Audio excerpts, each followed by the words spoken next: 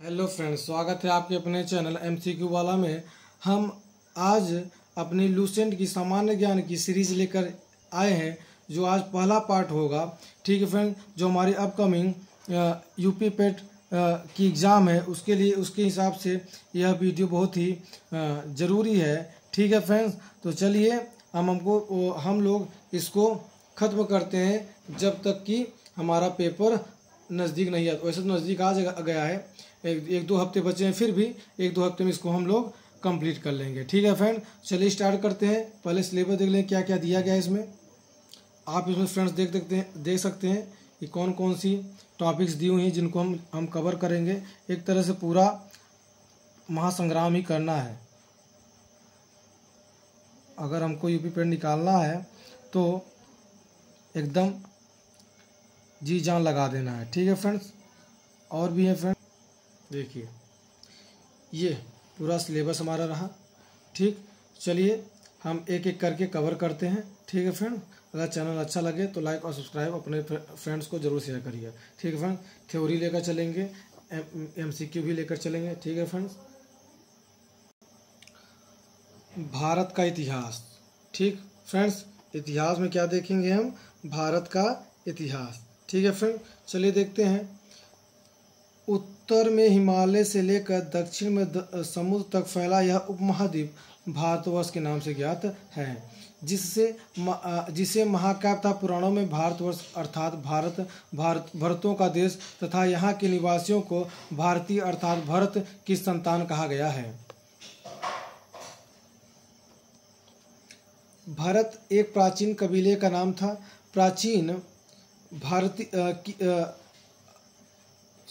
भरत एक प्राचीन कबीले का नाम था। प्राचीन भारतीय फ्रेंड्स, यहाँ से होगा कि भरतों का देश तथा यहाँ के निवासियों को भारतीय अर्थात भारत की संतान कहा गया। भरत एक प्राचीन कबीले का नाम था। प्राचीन भारतीय अपने देशों की जम्मू द्वीप अर्थात जम्मू जामुन वृक्षों का द्वीप कहते थे। प्राचीन ईरानी इसे सिंधु नदी के नाम से जोड़ते थे, जिसे वे सिंधु न कहकर हिंदू कहते थे। यही नाम फिर पूरे पश्चिम में फैल गया और पूरे देश को इसी एक नदी के नाम से जाना जाने लगा। यूनानी इसे इंदे और अरब इसे हिंद कहते थे। मध्यकाल में इस देश को हिंदुस्तान कहा जाने लगा। यह शब्द भी फारसी शब्द हिंदू से बना है। यह शब्द किससे बना है?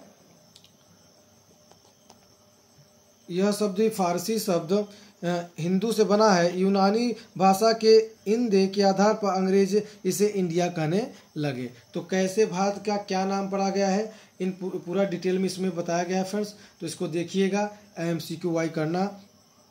विंध्य की पर्वत श्रृंखला देश को उत्तर और दक्षिण दो भागों में बांटती है। उत्तर में इंडो यूरोपीय परिवार की भाषाएं बोलने वालों की और दक्षिण में द्रविड़ परिवार की भाषाएं बोलने वालों का बहुमत है। ठीक है फ्रेंड्स, अगर नोट देखें तो भारत की जनसंख्या का निर्माण जिन प्रमुख नस्लों के लोगों के मिश्रण से हुआ है वे इस प्रकार है: प्रोटो ऑस्ट्रेलॉयड, पैलियो मेडिटेरियन, काकेसायड, निग्रोयड और मंगोलायड। ठीक है फ्रेंड्स, भारतीय इतिहास को अध्ययन की सुविधा के लिए 3 भागों में बांटा गया है: प्राचीन भारत, मध्यकालीन भारत एवं आधुनिक भारत। ठीक है फ्रेंड्स, नोट, सबसे पहले इतिहास को 3 भागों में बांटने का श्रेय जर्मन इतिहासकार क्रिस्टोफ सेलियरस को जाता है। तो कब डेट दी गई है फ्रेंड्स, और श्रेय किसको जाता है इतिहास को 3 भागों में बांटने का? क्रिस्टोफ सेलियरस को। ठीक है फ्रेंड, चलिए आगे प्राचीन भारत या भारतीय प्राचीन इतिहास के स्रोत को पढ़ते हैं। प्राचीन भारतीय इतिहास के स्रोत। प्राचीन भारतीय इतिहास के विषय में जानकारी मुख्यतः 4 स्रोतों से प्राप्त होती है: धर्म ग्रंथ, ऐतिहासिक ग्रंथ, विदेशियों का विवरण, पुरातत्व संबंधी साक्ष्य। ठीक है फ्रेंड, तो 4 तरह से हमें क्या प्राप्त होता है? भारतीय इतिहास के स्रोतों का प्राप्त होता है। धर्म ग्रंथ एवं ऐतिहासिक ग्रंथ से मिलने वाली महत्वपूर्ण जानकारी क्या है कि भारत का सर्व प्राचीन धर्म ग्रंथ वेद है, जिसके संकलन कर्ता महर्षि कृष्ण द्वैपायन वेद व्यास को माना जाता है। वेद वसुधैव कुटुंबकम का उपदेश देता है। भारतीय परंपरा वेदों को नित्य तथा अपिरुषेय का उपदेश देता है। भारतीय परंपरा वेदों की नित्यता अपिरुषेय मानती है। वेद 4 हैं, ऋग्वेद, यजुर्वेद, सामवेद और अथर्ववेद। इन चारों वेदों को संहिता कहा जाता है। तो वेद कितने हैं? 4। ऋग्वेद, यजुर्वेद, सामवेद, अथर्ववेद, इन चारों वेदों को क्या कहा जाता है? संहिता कहा जाता है। चलिए ऋग्वेद के बारे में पढ़ते हैं।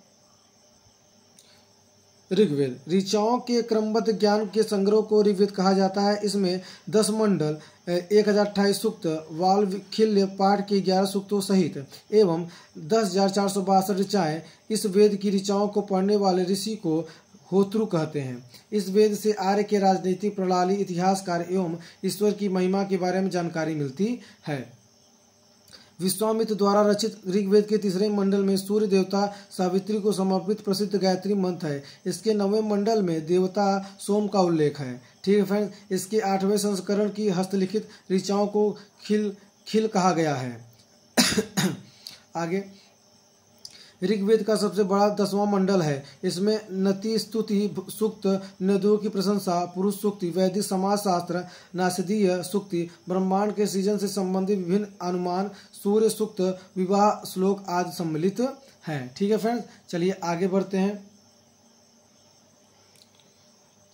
चातुस्वर्ण समाज की कल्पना का आदि स्रोत ऋग्वेद के 10वें मंडल में वर्णित है।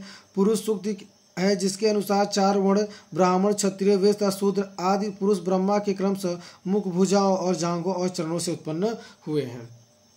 नोट: धर्मसूत्र 4 प्रमुख जातियों की स्थितियों, व्यवसायों, दायित्वों, कर्तव्यों तथा विशेषाधिकारों में स्पष्ट विभेद करता है।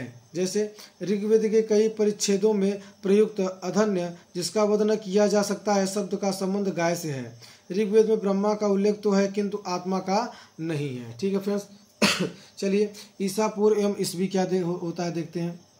मैं बार बार चीज़ों को नहीं पढ़ा फ्रेंड्स, क्योंकि आप जब इसको पढ़ेंगे तो खुद से भी चीज़ों को समझेंगे। इसलिए मैं आपको पूरा नोट्स लेकर आया हूँ। इसको कराने में बहुत टाइम लगेगा फ्रेंड्स, इसलिए मैं बहुत ज़्यादा नहीं बोल रहा हूँ। और पेपर भी आपका बहुत नज़दीक आ गया है। ईसा पूर्व ईस्वी वर्तमान में प्रचलित ग्रेगोरियन कैलेंडर, ईसाई कैलेंडर, जूलियन कैलेंडर ईसाई धर्मगुरु ईसा मसीह के जन्म वर्ष कल्पित पर आधारित है। मतलब कल्पना से ईसा मसीह के जन्म के पहले के समय को ईसा पूर्व, BC, before the birth of the Jesus Christ कहा जाता है। ईसा पूर्व में वर्षों की गिनती उल्टी दिशा में होती है। जैसे महात्मा बुद्ध का जन्म 563 ईसा पूर्व में एक मृत्यु 483 ईसा पूर्व में हुआ था। यानी ईसा मसीह के जन्म के 563 वर्ष पूर्व महात्मा बुद्ध का जन्म हुआ और 483 वर्ष पूर्व मृत्यु हुई। ठीक है फ्रेंड्स, आगे ईसा मसीह की जन्म तिथि से आरंभ हुआ सन ईस्वी सन कहलाता है। इसके लिए संक्षेप में है लिखा जाता है कि ई को लैटिन भाषा के शब्द एडी में लिखा जाता है। एडी यानी एनोम डोमिनी, जिसका शाब्दिक अर्थ है in the year of Lord Jesus Christ.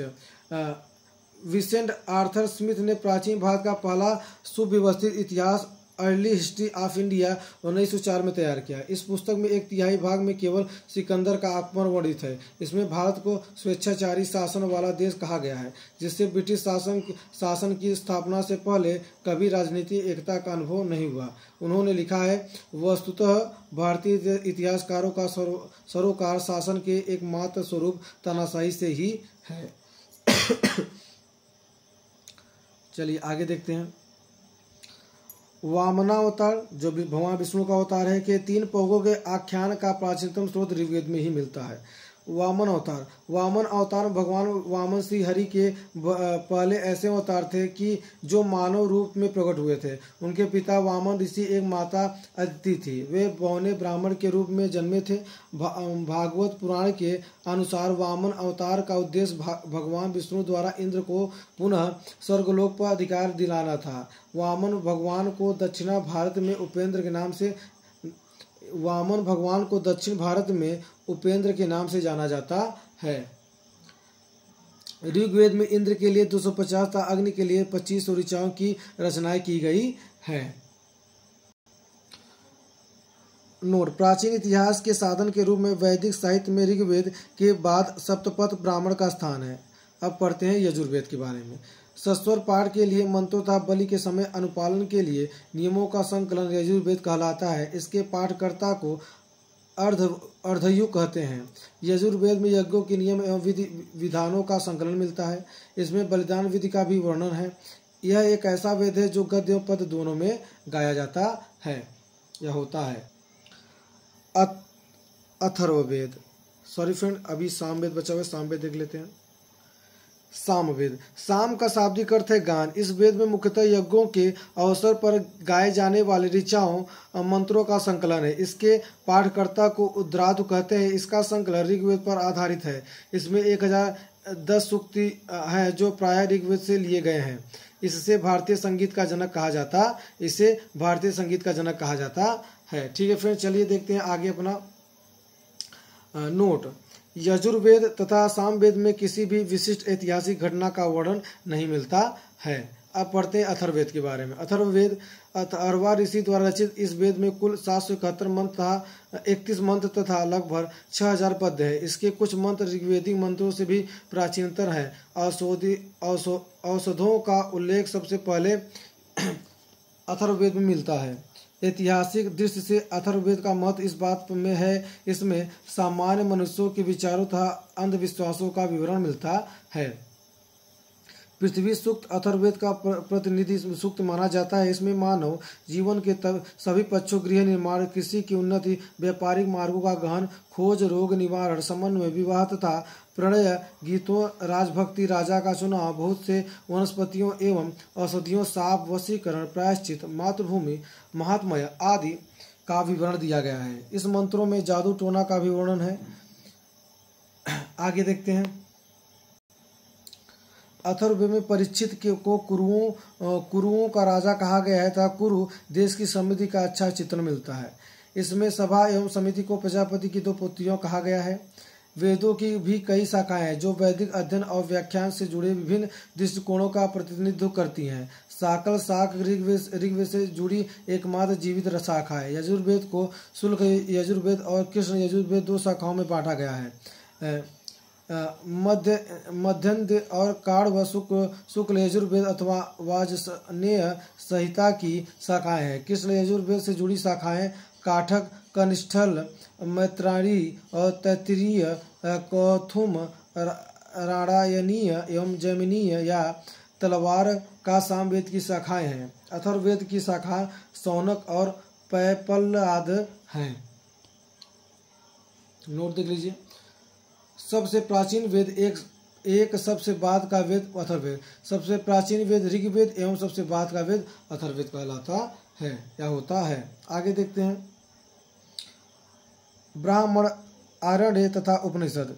संहिता के पश्चात ब्राह्मणों, आर्यणों तथा उपनिषदों का स्थान है। इनसे उत्तर वैदिक कालीन समाज एवं संस्कृति के विषय में जानकारी प्राप्त होती है। ब्राह्मण ग्रंथ वैदिक संहिताओं की व्याख्यान करने के लिए गद्य में लिखे गए हैं। प्रत्येक संहिता के लिए अलग अलग ब्राह्मण ग्रंथ हैं जिनसे सारणी में दिया गया है। ऋग्वेद ब्राह्मण ग्रंथ कौन है? ऐतरेय एवं कौस्तुकी। यजुर्वेद तैत्तिरीय, शतपथ। सामवेद पंचविंश, अथर्ववेद गोपथ दिया गया है। ठीक है, फिर आगे देखते हैं। इन ब्राह्मण ग्रंथों में हमें परीक्षित के बाद और बिंबिसार के पूर्व की घटनाओं का ज्ञान प्राप्त होता है। ऐतरेय में राज्याभिषेक के नियम एवं कुछ प्राचीनतम राजाओं के नाम दिए गए हैं। चलिए आगे देखते हैं। शतपथ में गंधार, सल, कैकेय, कुरु, पंचाल, कौशल, विदेह आदि राजाओं का उल्लेख मिलता है। वैदिक साहित्य में ऋग्वेद के बाद शतपथ ब्राह्मण का स्थान है। आरण्य में यज्ञ से जुड़े कर्मकांडों की दार्शनिक और प्रतीकात्मक अभिव्यक्ति है। उपनिषदों की संख्या 108 है, जिनमें 13 को मूलभूत उपनिषदों की श्रेणी में रखा गया है। इसमें यज्ञ से जुड़े दार्शनिक विचार, शरीर, ब्रह्मांड, आत्मा तथा ब्राह्मण की व्याख्या की गई है। चलिए आगे देखते हैं। स्त्री की सर्वाधिक गिरी हुई स्थिति मैत्रेयी संहिता से प्राप्त होती है, जिसमें जुआ और शराब की भांति पुत्री को पुरुष का तीसरा मुख्य दोष बताया गया है। शतपथ ब्राह्मण में स्त्री को पुरुष की अर्धांगिनी कहा गया है। जाबालोपनिषद में 4 आश्रमों का उल्लेख मिलता है। स्मृति ग्रंथों में सबसे प्राचीन एवं प्रामाणिक मनुस्मृति मानी जाती है। यह शुंग काल का मानक ग्रंथ है। नारद स्मृति गुप्त युग के विषय में जानकारी प्रदान करता है। चलिए वेदांग एवं सूत्र देख लेते हैं। चैनल अच्छा लगे तो जरूर शेयर और सब्सक्राइब और लाइक जरूर करिएगा मित्रों। वेदांग एवं सूत्र। वेदों को भली बात समझने के लिए 6 वेदांग की रचना हुई है। ये शिक्षा, शुद्ध उच्चारण, शास्त्र, कल्प, कर्म कांडीय विधि, निरुक्त, शक्ति को व्युत्पत्ति का शास्त्र, व्याकरण, छंद व ज्योतिषी। अगला, वैदिक साहित्य के अक्षुण्ण बनाए रखने के लिए सूत्र साहित्य का प्रणयन किया गया है। स्रोत, गृह तथा धर्म सूत्रों के अध्ययन से हमें यज्ञीय विधि विधानों, कर्मकांड तथा राजनीतिक विधि एवं व्यवहारों से संबंधित महत्वपूर्ण बातें ज्ञात करते हैं। ठीक है फ्रेंड्स, आगे प्रमुख सूत्रकारों में गौतम, बोधायन, आपस्तंभ, वशिष्ठ आदि के नाम विशेष रूप से उल्लेखनीय हैं। सूत्रों में गौतम धर्म सूत्र सबसे प्राचीन माना गया है। चलिए पुराण देख लेते हैं। पुराण भारतीय ऐतिहासिक कथाओं का सबसे अच्छा क्रमबद्ध विवरण पुराणों में मिलता है। इसके रचयिता लोमहर्ष अथवा इनके पुत्र उग्र श्रवा माने जाते हैं। इनकी संख्या 18 है, जिनमें से केवल 5 मत्स्य, वायु, विष्णु, ब्रह्मांड एवं भागवत में ही राजाओं की वंशावली पाई जाती है। जैसे पुराण संबंधित वंश, विष्णु पुराण में मौर्य वंश, मत्स्य पुराण में आंध्र सातवाहन और वायु पुराण में गुप्त वंश के बारे में पता चलता है। चलिए आगे देखते हैं। नोट, पुराणों में मत्स्य पुराण सबसे प्राचीन एवं प्रामाणिक है। अधिकतर पुराण सरल संस्कृत श्लोक में लिखे गए हैं। स्त्रियों तथा शूद्र जिन्हें वेद पढ़ने की अनुमति नहीं थी, वे भी पुराण सुन सकते थे। पुराणों का पाठ पुजारी मंदिरों में भी किया करते थे। सामाजिक एवं सांस्कृतिक दृष्टि से अग्नि पुराणों का काफी महत्व है, जिसमें राजतंत्र के साथ साथ कृषि संबंधी विवरण भी दिया गया है। चलिए जैन एवं अन्य साहित्य, बौद्ध धर्म देख लेते हैं। बौद्ध, जैन एवं अन्य साहित्य। जातक में बुद्ध की पूर्व जन्म की कहानी वर्णित है। हिनायन का प्रमुख ग्रंथ कथा वस्तु, जिसमें महात्मा बुद्ध का जीवन चरित्र अनेक कथानकों के साथ वर्णित है। जैन साहित्य को आगम कहा जाता है। जैन धर्म का प्रारंभिक इतिहास कल्प सूत्र से प्राप्त ज्ञात होता है। जैन ग्रंथ भगवती सूत्र में महावीर के जीवन कृत्यों तथा अन्य समकालिकों के साथ उनके संबंधों का विवरण मिलता है। ठीक है फ्रेंड्स, आगे अर्थशास्त्र के लेखक चाणक्य, कौटिल्य या विष्णुगुप्त दोनों नाम था। यह 15 अधिकरणों एवं 180 प्रकरणों से विभाजित है। इससे मौर्यकालीन इतिहास की जानकारी प्राप्त होती है। अनुवादक सामशास्त्री थे इसके। संस्कृत साहित्य में ऐतिहासिक घटनाओं को क्रमबद्ध लिखने का सर्वप्रथम प्रयास कल्हड़ के द्वारा किया गया। कल्हड़ द्वारा रचित पुस्तक राजतरंगिणी राजाओं की नदी है। इस ग्रंथ में 8 सर्ग हैं, जिन्हें तरंगों की संज्ञा दी गई है। इसमें प्रारंभ से लेकर 12वीं सदी तक के कश्मीर के शासकों का वर्णन है। अरबों की सिंध विजय का वृत्तांत चचनामा लेखक अली अहमद में सुरक्षित है। अष्टाध्यायी संस्कृत भाषा में व्याकरण की प्रथम पुस्तक के लेखक पाणिनि है। इससे मौर्य के पहले का इतिहास तथा मौर्ययुगीन राजनीतिक अवस्था की जानकारी प्राप्त होती है। नोट, अष्टाध्यायी में पहली बार लिपि शब्द का प्रयोग हुआ है। ठीक है फ्रेंड, चलिए आगे देखते हैं। कात्यायन की गार्गी संहिता एक ज्योतिषी ग्रंथ है, फिर भी इसमें भारत पर होने वाले यवन आक्रमण का उल्लेख मिलता है। पतंजलि पुष्यमित्र शुंग के पुरोहित थे। इनके महाभाष्य से शुंगों के इतिहास का पता चलता है। ठीक है फ्रेंड, अब आगे हम मिलते हैं नेक्स्ट वीडियो में, जो हमारा रहेगा विदेशी यात्रियों से मिलने वाला प्रमुख जानकारी। ठीक है फ्रेंड, तब तक के लिए चलिए अच्छा कवर कर लेते हैं, इसको भी थोड़ा देख लेते हैं। यूनानी रोमन लेखक टेसियस, यह ईरान का राजवैद्य था। भारत के संबंध में इसका विवरण आश्चर्यजनक कहानियों से परिपूर्ण होने के कारण अविश्वसनीय है।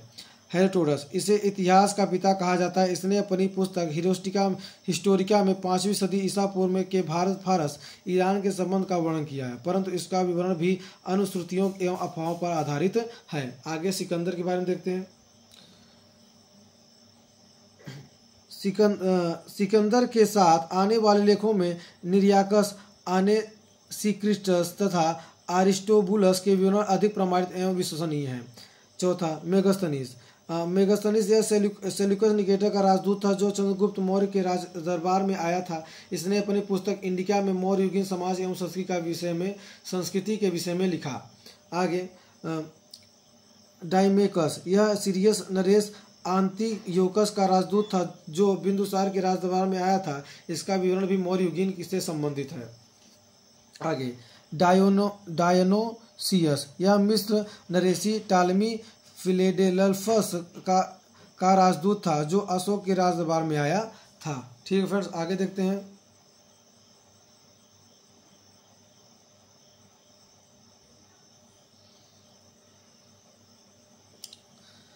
टालमी, इसने दूसरी शताब्दी में भारत का भूगोल नामक पुस्तक लिखी। प्लिनी, इसने प्रथम शताब्दी में नेचुरल हिस्ट्री नामक पुस्तक लिखी। इसमें भारतीय पशुओं, पेड़ पौधों, खनिज पदार्थों आदि के बारे में विवरण मिलता है। अगला है पेरीप्लस ऑफ द इरिथ्रियन सी। इस पुस्तक के लेखक के बारे में जानकारी नहीं है। यह लेखक करीब 80 ईस्वी में हिंद महासागर की यात्रा पर आया था। इसने उस समय में के भारत के बंदरगाहों तथा व्यापारिक वस्तुओं के बारे में जानकारी दी। ठीक है फ्रेंड, अब उसके बाद हम नेक्स्ट वीडियो मिलेंगे, नेक्स्ट पार्ट मिलेंगे और लेकर आएंगे चीनी लेखक के बारे में, इसके बारे में चीनी लेखक के बारे में। तब तक के लिए जय हिंद जय भारत। अगर चैनल अच्छा लगा हो तो लाइक और सब्सक्राइब जरूर करिएगा।